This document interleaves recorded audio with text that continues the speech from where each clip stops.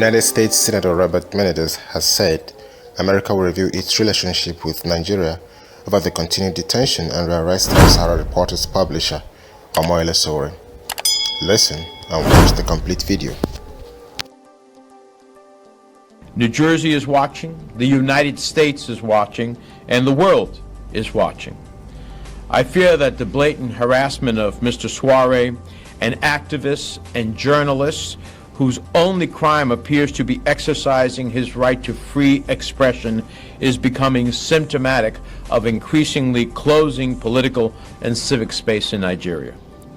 The Nigerian court had twice ordered his release on bail, and the state security agencies openly defied the court order each time, leading me to conclude either that Nigeria no longer respects the rule of law, or President Buhari is woefully out of touch with what agents of his government are doing in his name. This is unacceptable in a country that calls itself a democracy. Please join us. I'm sorry we have time constraints, so we started, but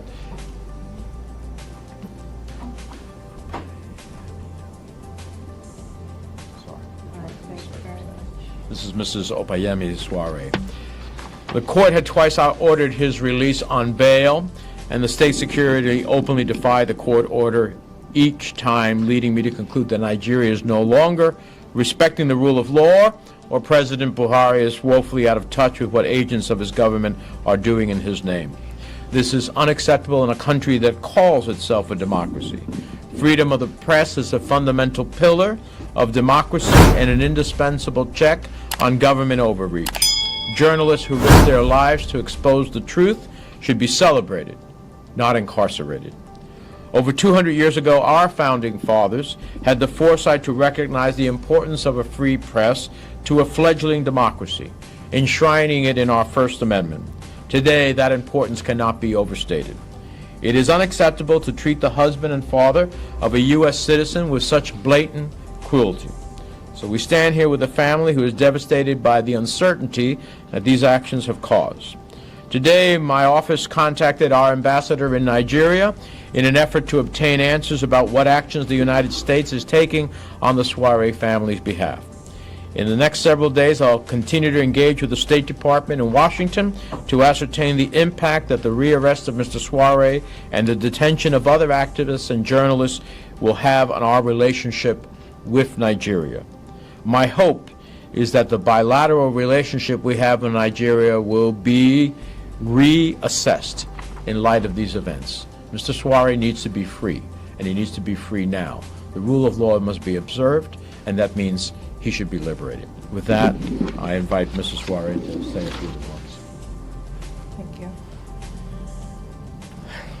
After over 125 days of my husband being in detention illegally, he was finally set free yesterday. He got to speak to myself and the children. For the first time, they got to see his eyes when they spoke to him, when we FaceTimed with him. I haven't told them yet that he was rearrested. I am truly shaken to my core at what I witnessed this morning. I was woken up at 4 a.m. to see what I can only call truly outrageous and a gross disregard for the rule of law. My husband was strangled and forcefully removed from the courtroom. The judge had to run and hide for her own safety. How do I tell my children, who, after 125 days, have for the very first time spoken to their dad and seen his face, that he is again in detention and he may not be coming home for Christmas? How do they understand this, and where do they go from here?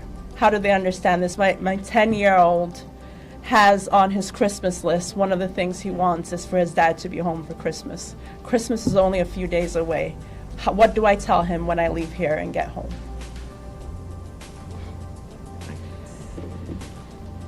Mr. Sowore only seems to be having any difficulties because he's a journalist, actively pursuing the right as a journalist, speaking freely about what's happening in Nigeria. He is an activist and publisher of a U.S.-based Sahara Reporters newspaper, and we're going to continue to press until he's not only released, but he ultimately has the opportunity to leave Nigeria and be reunited with his family. We're happy to answer a couple of questions. Ma'am, sorry for everything that's going on. Again, you said that you saw the video of him being hanged again and all. Again, what went through your mind when you saw this? I started physically shaking. The first thing that came out of my mouth is my children. How do I tell my children? I am truly afraid for his life, and at this point, I believe the only way to bring him home is with the help of the United States. And I can't say how grateful I am to not be at this alone. Sitting in my room this morning at 4 a.m., I truly felt helpless, but knowing that Senator Menendez is here supporting me and that he's helping to engage the U.S. government gives me hope that my husband will be home soon. Anyone else? Hi, how you doing? Good. I just have a question maybe first to you, Mr. Sowore. Can you just walk me through a little bit of how did you find out about what happened in the courtroom and, you know, and what's from different sources? Talk a little bit about that. What you first heard about and then go from there. Sure. At 4 in the morning, a really dear friend of mine called. She didn't want me to wake up to the news.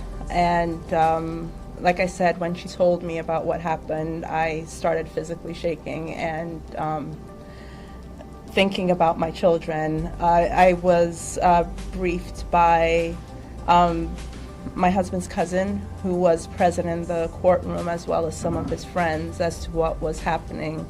I think what scares me the most about what happened is what I've heard is in the history of Nigeria, I don't think that the secret, the DSS has gone into a courtroom armed with weapons, masked, and put not only the life of my husband at risk, but the life of many lawyers, as well as the judge who also works for the government. So it is a show of lawlessness, a show that the rule of law is not being followed here and not being respected. And not only did his lawyer speak out against what was happening, the judge also spoke out against what was happening in the courtroom today. And like I said, I truly am afraid for his life.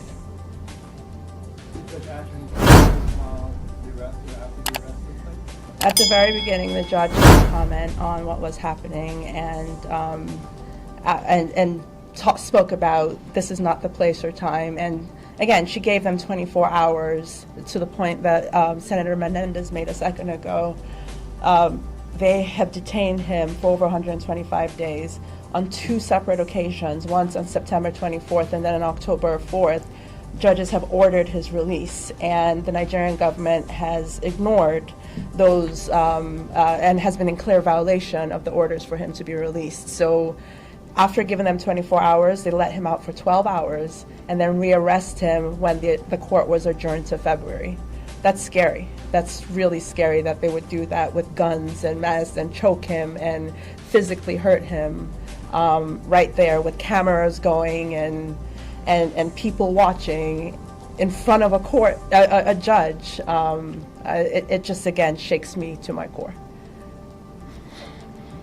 Anyone else? Did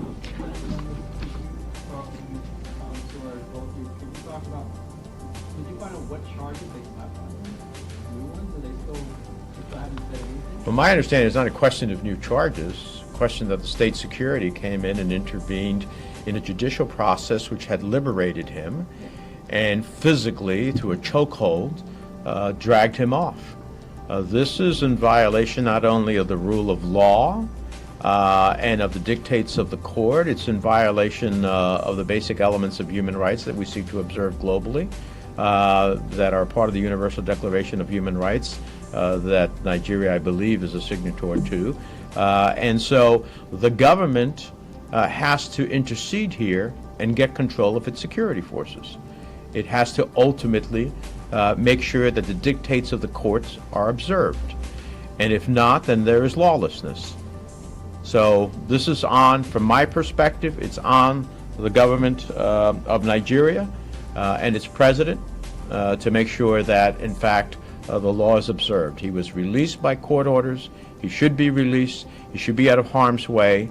And we are watching. We will continue to press. And the consequences of anything happening to Mr. Sowore will be far beyond any harm that comes to him. There will be consequences in our relationship with Nigeria. Thank you all very much. Appreciate it.